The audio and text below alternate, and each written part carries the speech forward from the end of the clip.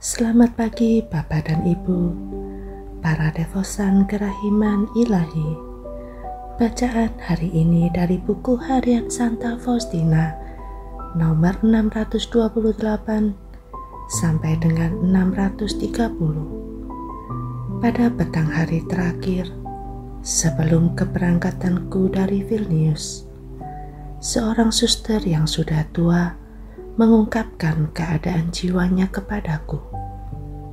Ia berkata bahwa ia sudah menderita batin selama beberapa tahun. Ia merasa bahwa semua pengakuan dosanya tidak baik, dan ia menjadi ragu-ragu apakah Tuhan Yesus telah mengampuninya. Aku bertanya kepadanya, apakah ia sudah menceritakan kepada bapak pengakuannya mengenai hal ini? Ia menjawab bahwa ia telah banyak kali berbicara mengenai hal ini kepada bapak pengakuannya, dan para bapak pengakuan selalu mengatakan kepadaku supaya hatiku tenang. Tetapi aku tetap saja sangat menderita, dan tidak ada suatu pun yang membuat hatiku merasa lega. Dan terus-menerus aku merasa bahwa Allah belum mengampuniku. Aku menjawab, "Engkau harus menaati bapak pengakuanmu, suster, dan hendaklah hatimu sungguh damai, sebab ini sungguh godaan."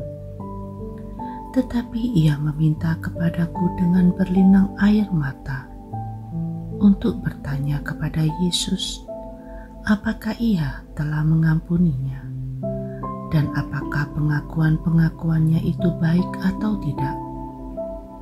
Aku menjawab dengan tegas, "Bertanyalah sendiri kepadanya, suster.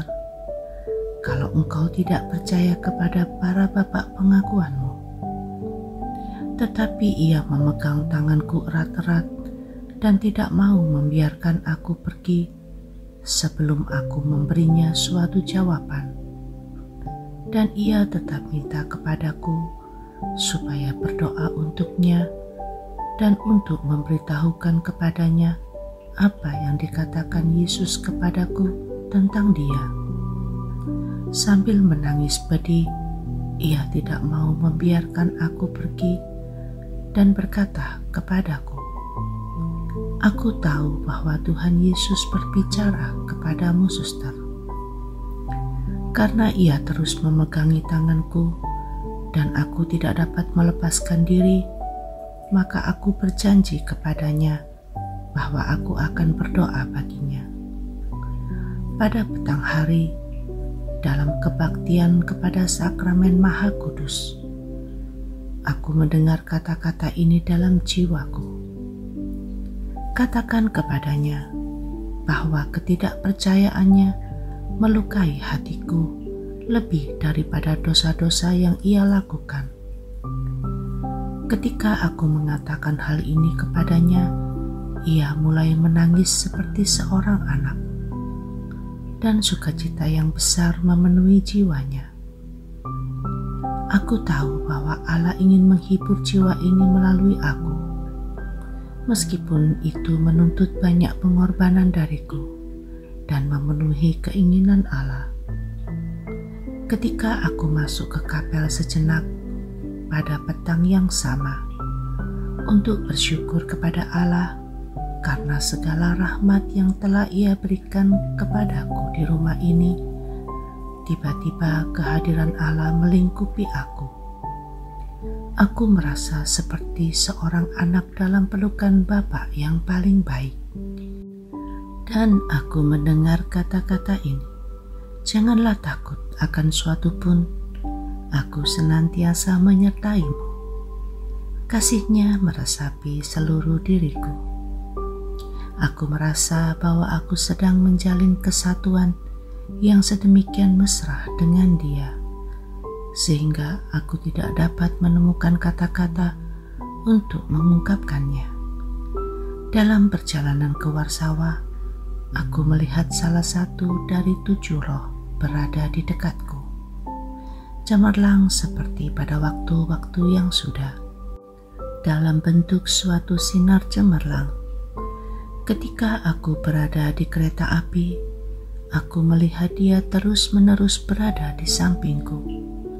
Di setiap gereja yang kami lalui, aku melihat seorang malaikat berdiri, dikelilingi oleh sebuah terang yang tidak mencolok seperti terang Roh yang telah menemaniku dalam perjalanan. Dan masing-masing roh yang menjaga gereja-gereja itu menundukkan kepala kepada roh yang ada di dekatku. Ketika aku memasuki pintu biara di Warsawa, roh itu menghilang.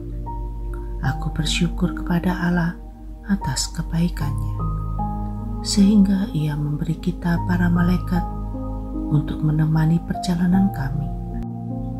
Oh, betapa manusia kurang menyadari kenyataan bahwa di dekat mereka selalu ada tamu yang sekaligus menjadi saksi atas segala sesuatu.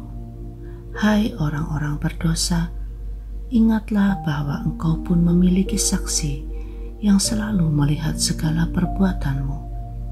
Yesus, engkau andalanku.